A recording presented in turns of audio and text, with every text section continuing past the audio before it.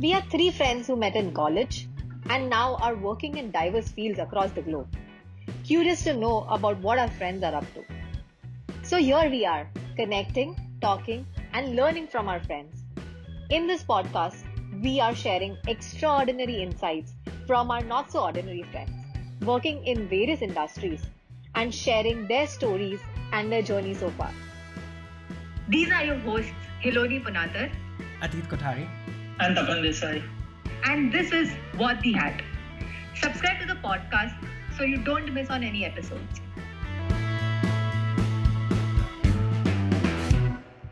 Owning a e-commerce or co-founding an e-commerce business, I believe you initially started with the investment segment, and then how did Innovate come into picture and what drove you towards investing in that? So we had started ThinkPod in 2014, and so I told you, our core audience that time in our mindset was just startups, young millennials, and all these guys, because that was something that was picking up really well in the country. And while we were doing that, I told you we were investing in a couple of startups. There was a startup village in Kochi. We used to invest in a couple of startups there. So one fine day, Ritesh was like, so he was of the mind that he's based in Delhi, and a lot of these startups were in the south of the country. He was like, why not make a center where these guys can come in and occupy a seat in the office and work from here, and he could provide them mentorship. We could give them additional knowledge.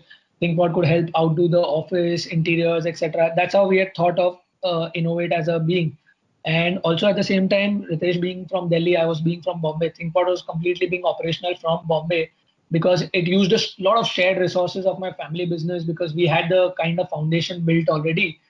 So we were like, hey, it's good to start a new company. And it was more like a lot of ideas that we had created while at ThinkPod. So we could implement them. And Innovate was actually started not thinking of just co-working. We had thought it could more be like a startup incubation center where startups can come and do things and we can also add value to it. That's how we had started Innovate. And then we decided Innovate being we'll do the first center in the best place in the country. That was the capital, and that's how we started with Innovate in Delhi. And with so much I do, I took the lead at ThinkPod, and I was like, I'll command ThinkPod completely. I took a strategic investor role in Innovate, and Ritesh took a strategic investor role in ThinkPod, and he started scaling Innovate on the front end. I started scaling ThinkPod on the front end, and that's how we started doing it. Though it started more like a startup incubation and for startups and everything, eventually, by once you start doing something, it gives you the next step, the next ideas, and that's how we started getting into more co-working centers. And then we realized the word co-working, how it works, and then we started outdoing ourselves. People started valuing the kind of infrastructure that we were building, and we realized the value and the importance of it. So we started doing it more. And that's how we started scaling up Innovate. Fascinating. So how long did it take you guys? So Innovate was founded in 2015. We had our first center in 2015. This was in October. We had soft launched our first center in the Connaught Place. 2015. We formally launched in December 2015 to the audience, and I guess 2016 March we were selected by Y Combinator. April we were selected by Y Combinator US.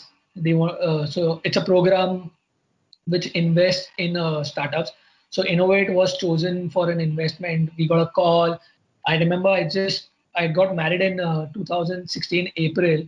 I came back from my honeymoon on the 13th of May, and 16th May we left for San Francisco for our first meeting with Y Combinator. And that's where after the interview we came to know that we are now incubated in Y Combinator. They've selected and they decided to invest in us. That's how everything started changing for Innovate, and we started scaling Innovate from there. And then we started opening more centers with more mentors, funds, and everything. We started scaling Innovate further from there. Fascinating. Congratulations on being a Y Combinator alum. Not very people, a lot of people could say that. Thank you. Yeah, I think I met you last there in San Francisco when you were here for the Y Combinator. Yes, exactly. Yeah. Nice. So what is Innovate doing right now?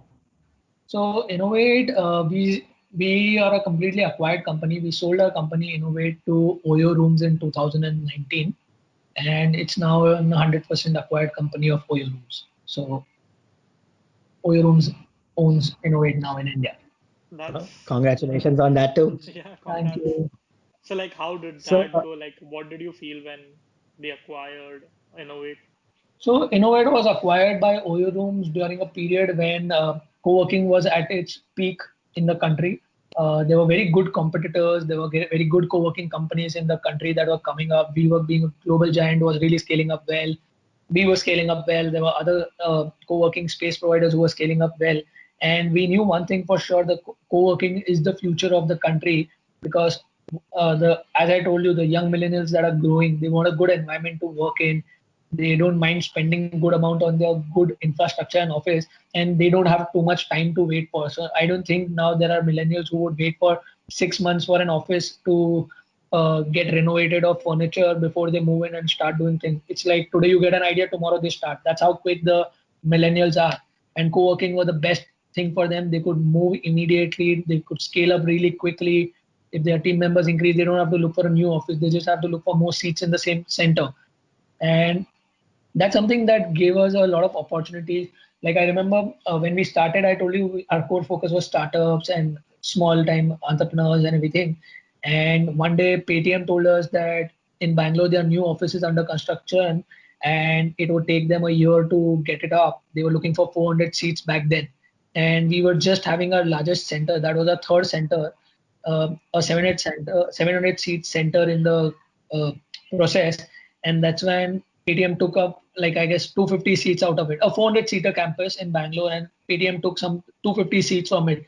And we were like so relieved. Wow, like you made a sale before the centers even opened. And 250 seats was a large number for one client to come in and take it. And that's when we realized the real potential of co-working it could be. And now co-working is no more looked upon as just startups or entrepreneurs. It's also looked as corporates have to move in. It's a great domain for them to move in. And to sustain in this kind of environment, it's a heavy capital intensive environment. And no one other than Oyo that we could think of would do justice to the kind of financial commitment Innovate would need in the near future to meet the competitors, to grow and scale. And that's how that's when we decided by the offer or the acquisition. I think before we move forward, I would definitely want to talk about Ritesh and Sumit's co-founder as well. So Ritesh has also been in investing space, and I think he's one of the key startup investors in India. Correct. And I think even probably the expertise that he would also bring to the table to identify which would be the right startup or right acquisition model for the company and which people or which companies would be the ideal ones would come in very handy with that kind of insights that he has from the industry. So yeah. So, Ritesh has been. So it's not. So a lot of times, what happens is people look at the success rates only. He's invested in really good number of companies, and the reason for the success that is achieved in the kind of companies that he's invested in is because he's not just invested his money. He's also invested a lot of time of his. He gives a lot of time to the people. He helps them. He shares his insights. He shares his learning. Ritesh is also someone who would never feel bad or hide anything from anyone. Even if he's failed at something, he would gladly share it with others to ensure that they don't end up losing the same thing or making the same mistakes. And that's one of the reasons why he's being able to do really well. He's also honest about things. If he thinks that it won't work, he would tell you. He would also help people with identifying if they're not doing it right, what would be the right. He gives a lot of time along with the money that we invest in. So that's one reason why I feel he's doing really good in the investor space. Nice. Yeah, I follow him on Twitter, and it's been the content that he shares is amazing. I always learn whenever I look at something that he's posted. 100%. So that's what I'm telling you. You'll connect a lot of things that he says. You'll connect because the thing is that most of the times he's speaking what's really happening. So you can easily connect to it. And that's one thing which I love about him, that he's really good when it comes to his content because he's very original. And you said you met him in Harvard. So yeah, we were doing. So he was doing a summer course in technology management. I was doing supply chain management. We had no course common or anything. It just happened to be two Indians in the same dorm, same hostel, and we used to just go to mess to eat together. Both of us loved Indian food. We couldn't eat the food at mess. I guess we were the two only people in the entire summer school hostel community who ate 60 days at a restaurant called Maharajas and Chutneys in Boston. So our lunch used to be at Chutneys, our dinner used to be at Maharajas. And that's how we connected and bonded really well there. That's awesome. Like one of my professor, like he used to say, you know, make sure you choose a partner who likes to eat the same food as you. I mean, he meant it as a life partner, but I guess it works for business too. 100%, 100%. The best place you can share the most insights. We remember we were so much into the Indian food thing because we were two people who thought even if though we are not in India, we're not going to live like Americans. We're going to live like Indians and we're going to eat Indian food. At the end of the 2 months, you won't believe we wrote an email to the owner of the Chutneys that we want to take your franchise and open in India. Though he rejected the idea, but we pitched that also to him. Think like the landscape of co-working space is going to also evolve or probably take a pivot with the current scenario and social distancing coming into picture? Not really. How would things change? Nothing would change. And you would need an office space, though how much ever you say it's work from home, but eventually one day people want people to work from office too. There's a reason why people work from office. There are a few things that needs to be done from office only. Obviously, we would see a increase in allowing people to work from home, but that would not be like 30 days people working from home.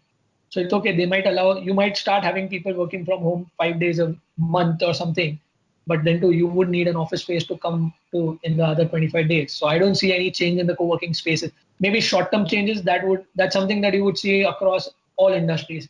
Short-term cutting down of expenses and everything. But then things will again start picking up. Once your business starts growing again, things will go back to normal. It may take some time, but things will start getting back to normal as soon as we get over these things. Mm-hmm. I don't know. I read it recently that TCS is aiming at like by 2025, 75% of their workforce would be working from home. That's absolutely amazing if they can do that. But one thing is setting up targets. One thing is meeting those targets. 75% is too large a number in my opinion, but I'm sure when they're making such kind of commitments, they're working something on the future and they're doing it absolutely right. There will be definitely some change, but I think 75% is very optimistic. I don't think they would be able to. That's my insight too, that 75% is too large a number, but I'm sure if they have their calculations in mind and if they're aiming for it, it's a great thing if they could do that. They'll cut down on a lot of expenses of theirs. Yeah. But I don't know how well it would work, but it's a good start. But definitely pandemic has given a lot of companies an eye opener of how to do work from home, to come up with things, even the small SMEs, which never thought they could work from home. So yeah. We know that at the beginning, Hiloni told us you were one of the 30 under 30 Forbes list. So how does one get there? So to get into Forbes 30 under 30, there's a form that comes out, that's given out by Forbes every year. It's an open-ended form. It's not something that only I could fill or someone with access can fill. Anyone can fill in. Just fill in the kind of contribution that you've done to the industry or the kind of work that you've done in the industry. Just a basic form, a form that you have to fill with about you and questions that they've asked. Once, if they find it interesting, they schedule a further application with you. It could be a telephonic interview or it could be a email-based interview or something around that. And there are independent judges who then decide on the kind of work that you've done. They do the evaluations. They take their own set of time. I guess after my last interview, it took them a month or something. They maybe go look at the kind of work, the impact that your companies are doing, and that's how they do it. And frankly speaking, even I don't know how they decide who are the right set of people or who they are, because it's an independent thing. It's not that something you're applying through an agency or through a consultant and they know a step-by-step process. No, it's an open-ended process for everyone. Once you apply it, they do their background screening, they do their evaluation. I don't know what they do, I don't even know how many applications, but I'm assuming there must be at least 20,000-30,000 applications people used to be making. And they select the ones that they think are the best amongst them, as per them. Any perks with that comes with it? Any? Perks that come with being I 30 feel, and 30. I feel any awards or any recognitions are just a way of uh, self-acknowledgements. It's just an upliftment for yourself, that it's marking your success bars. There's no perks monetarily or professionally that you get out of it, but it's a sense of achievement that you feel that, oh, you've been recognized as Forbes 30 under 30 Asia in that period, in that industry or something. So it's a good recognition when you go to a client, even they think, oh, if Forbes has recognized this person, they must have done some kind of background screening. So it definitely validates the kind of work that you do. So that's, I guess, validation of your work is something that it does the best. Do you also like get access to like some closed networks which you otherwise would not? 100%. So Forbes, once you get under the Forbes 30 under 30, you are a part of the Forbes community. There's a under 30 lister community. There all the Forbes 30 under 30 networks of the previous years, everyone. So you can access each one of them. You can try to schedule something. They have a portal which you can utilize, and you can network. Once you are selected in Forbes 30 under 30, they call you to Hong Kong for a 3-day networking session. Unfortunately, I had to miss because I had something overlapping the same thing when I got selected, but that's something that happens there as well. So it varies how you utilize the most to your benefit. So what are you doing right now? Do you have any side projects going on?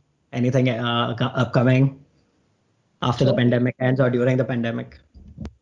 So 2020 is all about surviving all that you're doing. It's definitely a good time to start something new, but at the same time, you have to sustain what you already have.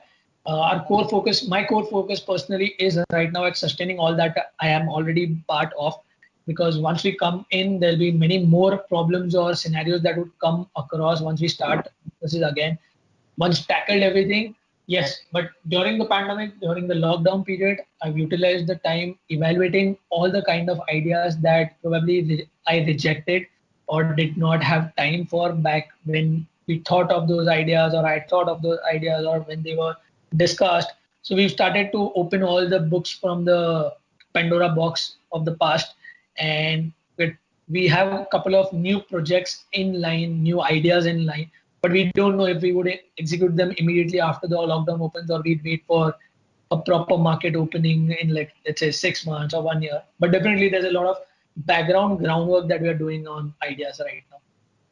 What would be your advice to like new entrepreneurs venturing into e-commerce space? Because right now I see like a lot of people moving towards e-commerce space, a lot of brick mortar businesses shifting to that, or people with newer ideas coming up with that model. What would be your key advice to these people? If you're doing anything, do it in a way that you've thought of. Don't try to replicate a business. The minute you try to replicate a business, you would be able to perform only as much as that company or that business has been able to perform. The minute they pivot or they divert, you would lose your core goal. And frankly speaking, I have a real example to it. When we started ThinkPod in 2014, in 2015, a lot of competitors started coming up, some stealing our designs as is, some just making some modifications from our codes. Now, the thing is, as a competitor, when you're seeing a company from a distance, you don't realize one thing, that on the process while you're copying, you don't know which product is really working and which isn't. And that's something that starts happening. The minute we realize something's not working for us, we start pivoting. By that time, you've copied the product and you've launched it in such a way as that was the best selling product. And Right. a lot of these companies started on those notions. They could copy us for 6 months, 1 year, and the minute they realize it's not working well for them, they start shutting down. And the minute we realize something's not working well for us, we start pivoting. Now, you can't copy a pivot every time, because you don't realize why the company is pivoting, or whether it's a new category being added or everything.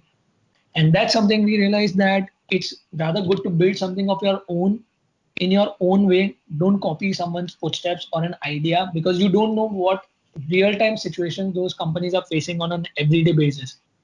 Also, we today sell more than 600 designs, and it's not easy for someone to just copy 600 designs and start selling. If you want to copy, you might end up copying 10 designs. But with 10 designs, you can't compete with a company that holds rights over 600 plus designs. As a company, you would always want to go to a company which is offering maximum number of designs, collection, like how Atit said he used to come to ThinkPod to give out gifts to his clients or startups, because he knew that he could find a large amount of collections on one website. So why would he go to multiple websites? That's exactly how it starts working then. So if your foundation is strong, eventually you will get it in the right. So you're protected by like copyrights or like some patents. 100%. So all our see, our brand is a registered trademark, so you can't infringe our brand logo. There were companies who used to copy our design; they used to not even remove our logo from the product. The minute we could just prove, and it was very easy for us to prove that those are not authorized products. They've not bought it from us, Right. because we could not prove any evidence of an invoice from us to them or something like that. The minute that happens, those companies start going down. So it's a very easy process. Plus, our designs are created by ourselves. We don't uplift designs from ABC locations that anyone can just go and uplift and do the same thing. We create them from scratch. So, and we then just register them with the required governmental organizations, and that's how it works. In a non-COVID scenario, what would an ideal day in in Sumit Ranka's life look like? A normal working weekday. So as I told you, I was always a supply chain person, though I lead the company on the sales front, but somewhere as a CEO, I run it on a sales front the most, but one of my passionate domain in the company has always been operations, because that was something that I always loved. So I remember when we started, we were in a 200 square feet small office, and today all across we combine together, we are somewhere around 6 to 7,000 square feet of space that we are utilizing for all our operations, warehouse, office, and everything. And that's because the love for my operations has always helped me do the right kind of thing in the Monday to Saturday week that we work. And I guess I make sure that I spend one day in my warehouse with my warehouse guys, with managing the softwares, if they are getting the right set of softwares. Our now the core goal is to get orders. Once the orders come in, I ensure that the orders are being fulfilled on time by the warehouse. We remotely monitor all of these. So I sit out of my office in Mumbai. Via cameras, we keep a watch over our warehouses. We try to optimize. We stay in touch via video calls or audio calls with our warehouse guys. So my entire day is just on calls with either the clients or the warehouse. It's just a hustling between the two of them. But everyone in our office, see, as a startup, we are not a large corporation who starts looking at things like if it's a 12 o'clock meeting, it has to be 12 o'clock. People know that if someone's not there at 12 o'clock, that means he's busy doing something. It's a hand distance office, so everyone can just see what that person's doing. And everyone knows if he's on a call, matlab, he's doing something that's more important than the meeting right now, so it has been pushed by 30 minutes. And that's the case with every individual in our office. So we don't have this thing that if I am free at 12 o'clock for the 12 o'clock meeting and someone else is not, we understand that he has something better to do at 12. So he's busy with that. That's how our business at ThinkPod, we see ourselves as a very amateur company, and that's how we are growing. That's brilliant. So since we are on the topic of time, like I wanted to ask, like how are you managing your time? Because like you must be helping your family business, your ThinkPod, you're married, and before you had Innovate as well, you are on advisor boards. So like how are you managing all these things together? So in my family business, I primarily take care of technology and operations. Warehouse operations and technology is something that is my department, and that's something that I look at even today. Though I don't talk about it much in the public space or everything, but even today, I do my family business operations and technology complete. Plus, along with that, ThinkPod, I do everything at ThinkPod. I do sales, I do operations. I even, if there are timeline issues and if they need more helping hands in doing anything, I'm there doing that also. And that is something why startups are an amazing place to work at, because you have to. It's not you can or you have an option to, but you have to do everything that comes your way, irrespective of what domain you're working in. And talking about how do you manage time, that's what I'm telling you. This pandemic has been just about that thing. I never had enough time to do everything. As I told you, there was a huge guilt list of not getting time to do a lot of things. And this time was utilized the most for eliminating most of those guilt lists of things that I was not able to do. That's amazing. So, do you have like a Google Calendar that you maintain to manage everything? Do you use any other tools? I have tried all of those, but I've realized I'm more of a conventional person. I can't keep a track via Google Calendars. When someone sends me a meeting invite via Google, it's really difficult because I don't open my emails that frequently. Even if I accept it, and the reminder might come on time, but I might not be on in front of my computer. So I guess the best thing is I just look at the mobile is the only thing that's with me most of the times. When I reach my office, the only way to reach myself the fastest and the quickest is calling my office landline. Because the minute I enter my office, my mobile itself also goes into the drawer. I don't even look at my mobile. So I'm more of a conventional person. If I have a chart, I just have a chart of things that I have to do in the day. Mm-hmm. And I improvise most of them on a daily basis. I am not someone who's able to do things exactly as per. I told you, my entire life has never been exactly as per plan. It's all improvisations on the go. And it has worked out well for you. It has worked out well for me. Yeah, exactly.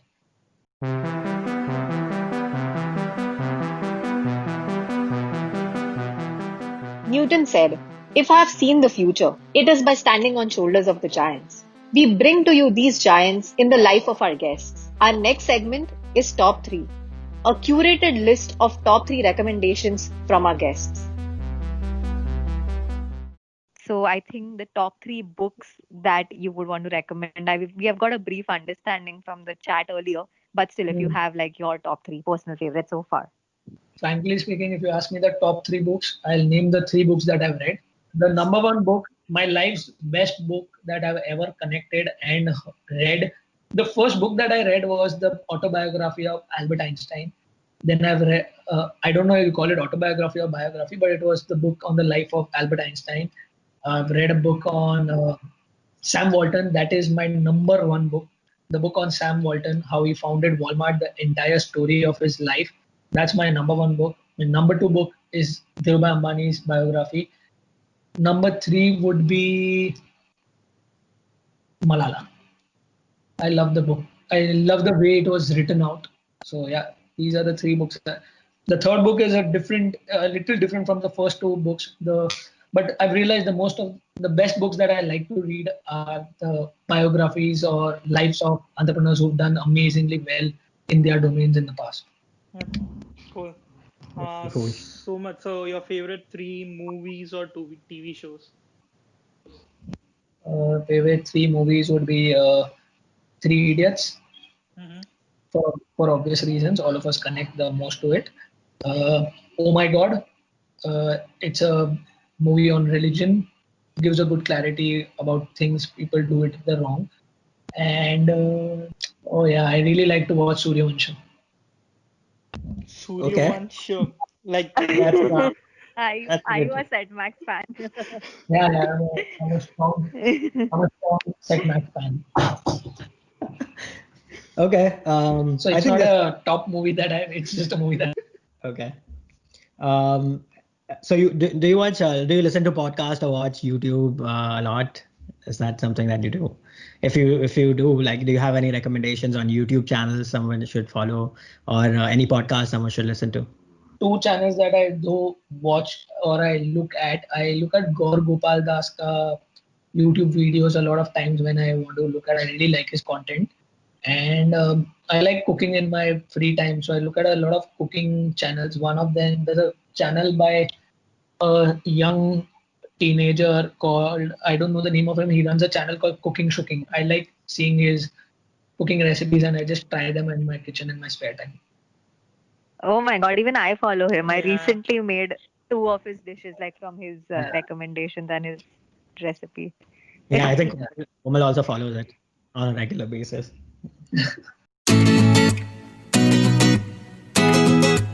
Unlike the name, we are dwelling deep into our guests' thought process. Rapid Fire is our next segment where our guests will answer some quirky, some weird, but mostly fun questions. So Sumit, your Uh, favorite purchase that you have made, which is under $100 or INR 5,000 rupees, anything below that? I buy M&M souvenirs for myself. So yeah, that's something that I'm also proud of. Not that others are, but I'm proud of myself. I have an M&M collection, and I have a lot of M&M in less than $100. M&M toys basically. If you had $1 billion, what world problem would you want to tackle first? I help build more schools and less temples. I would try it, like there are many people who are working on building temples. Not many people are working on building more schools, more colleges, more educational institutions. I would work more on doing that. Moving to the next question then. If you could have a gigantic billboard anywhere and everyone will read it, so what would you put on that billboard? Work hard, dream big. Okay. Is it like one of the products in ThinkPod catalog? It's a generic quote that's available in ThinkPod also. But yeah, it's something that I believe. I have two favorite quotes whenever you ask me. One would be work hard, dream big. The other is start, build, grow. But start, build, grow, I majorly tell when an entrepreneur asks me, how do I do it? I just say start, build, grow. how has a failure or apparent failure set you up for later success? Like, do you have a favorite failure of yours? Yeah. So one of my vendor went behind and started copying our products and making products of his own of the same design. That was, and we couldn't see it that he was backstabbing us in the back. We couldn't see that.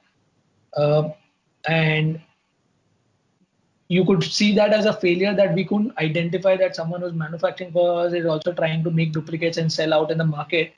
But the real success was that people who he was trying to sell came back to us saying that he's trying to sell bad quality product of your designs to us and we don't want to buy. We would rather buy it from you only. So the success was that our customers, though were getting something for a cheaper rate from somewhere else, wanted to continue buying with us rather than that. So the amount of trust and the love or the kind of bond that we really shared with our customers was something that was really a great success in our eyes at that moment of time.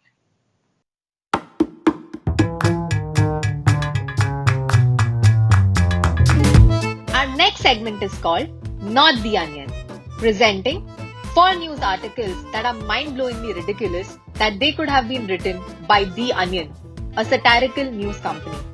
However, one is a fake article created by us. You have to guess which one is not The Onion. So the first one, a CEO organizes 7-hour virtual beer pong to ease edge of employees. So the CEO virtual beer pong event for employees is the stuff of legend, and it drew around 50 of his employees, lasting an epic 7 hours. Keeping up employee morale during a worldwide pandemic is a challenge, said the CEO of the advertising company.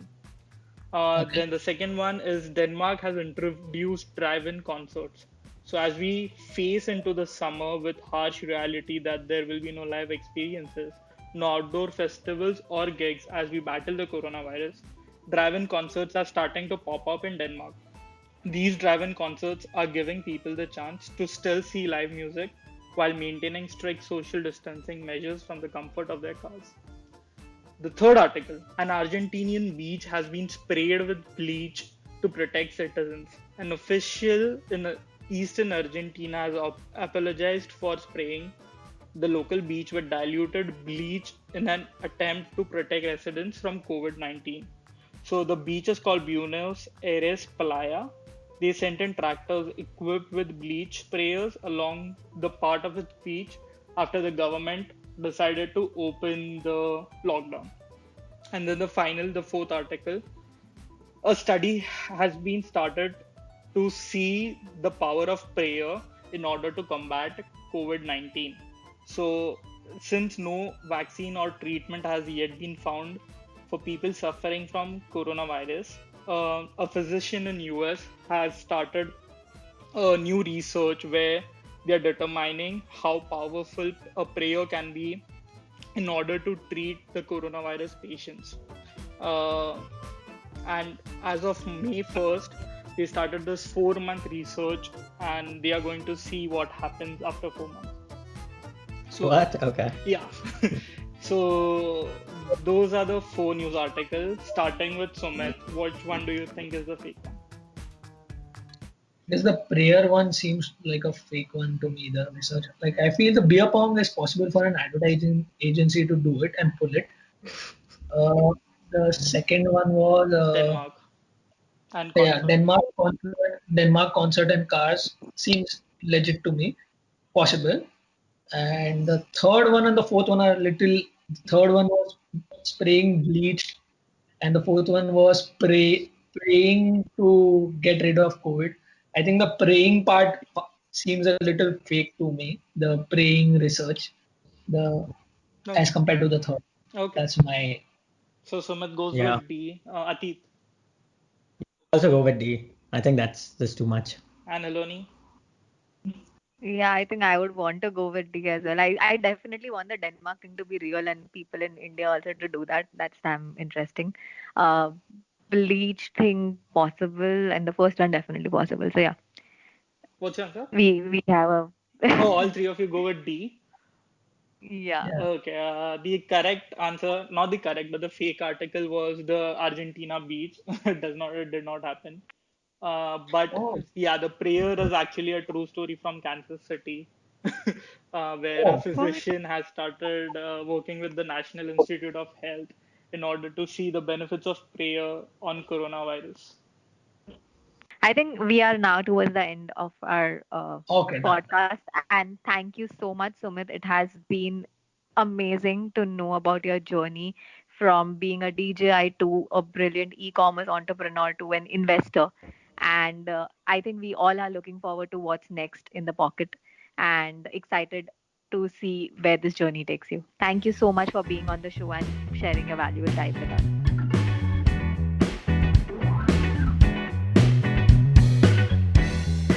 So that's about it, folks. We will be back next week with another guest and another story. We would love to hear your thoughts about the episode. Feel free to reach out to us on Instagram, Twitter, or Facebook. You can just search What the Hat Podcast. Also, subscribe to us on Spotify, Apple Podcasts, Castbox, YouTube, or wherever you get your podcast from, so you never miss out on the next episode. This is Hiloni, Atit, and Tapan signing off, and this was What the Hat.